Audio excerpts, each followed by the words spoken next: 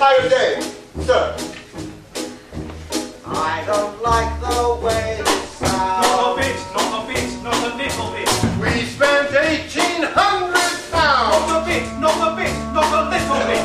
Not a sort of a boy we paid for. I demand to know what the ship has been paid for right now. How did that come to pass? Right, look at the results that got Everybody, I tell you, everybody, anybody. You're the only one here I don't recognize, Alice. Everything is gorgeous in the grand salon, stunningly appointed for the queen. Thousands of bucks, it's a trip deluxe without harm.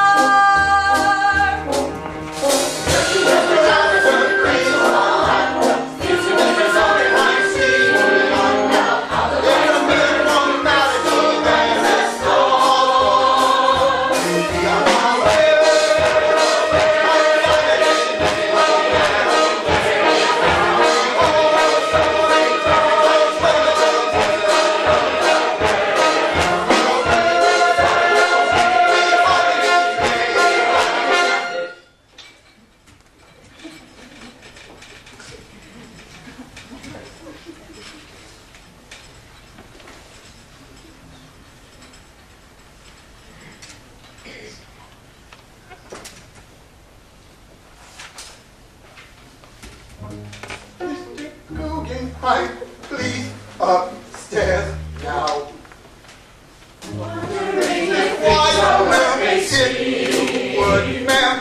It's a miracle gravity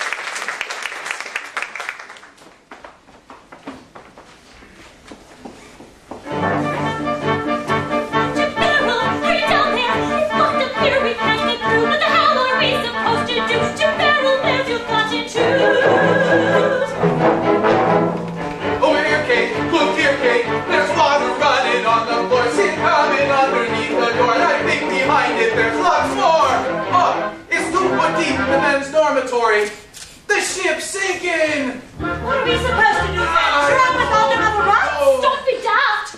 There's lifeboats, they're not there. I've seen a Venus snapshot. Me too, Kate. Me three, Kate. How the hell do we get up there? How the hell do we get through that gate? How long are we supposed to wait? Who the hell is looking out for us?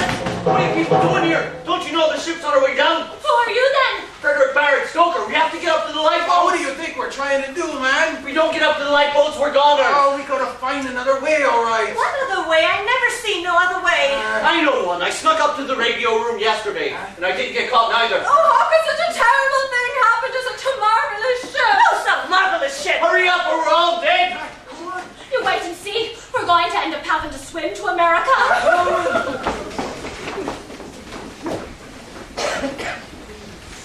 Ladies and gentlemen, please follow me. We're headed for the boat deck. Not so fast, Alice. Don't dawdle, Edgar. I want to make sure we're in the same lifeboat as the Astors. Charles, promise me we won't have to be separated. I promise, darling. Oh, Benjamin, I'm so afraid. Relax, my dear. This ship could smash into 100 icebergs, and we wouldn't feel it. As long as there's heat and light, I'm staying right where we are. My diamonds! I forgot my diamonds! Now you don't worry, dear. I'll get you much better ones when we reach New York. Captain, Yes, Mr. Anderson. I'm sure it hasn't escaped your notice that there are in excess of over 2,200 souls. I'm well aware of that. But spaced for less than 1,000 in the lifeboats. I didn't design this ship, Mr. Anderson. And I didn't instruct the management as to the number of boats. Evidently, the line considered 20 to be sufficient. How many would it take to save every man, woman, and child aboard? 54.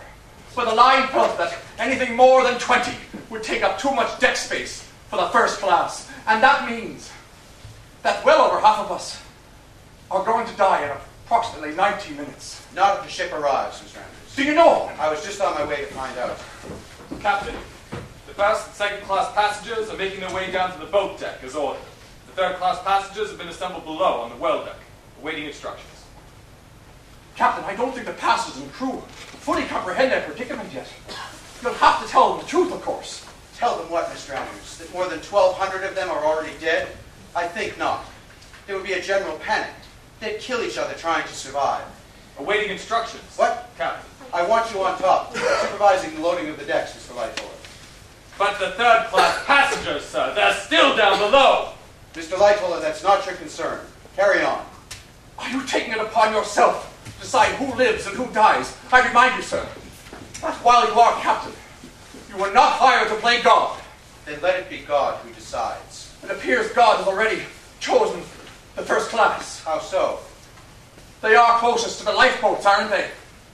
Then perhaps he'll even the score by sending us a ship.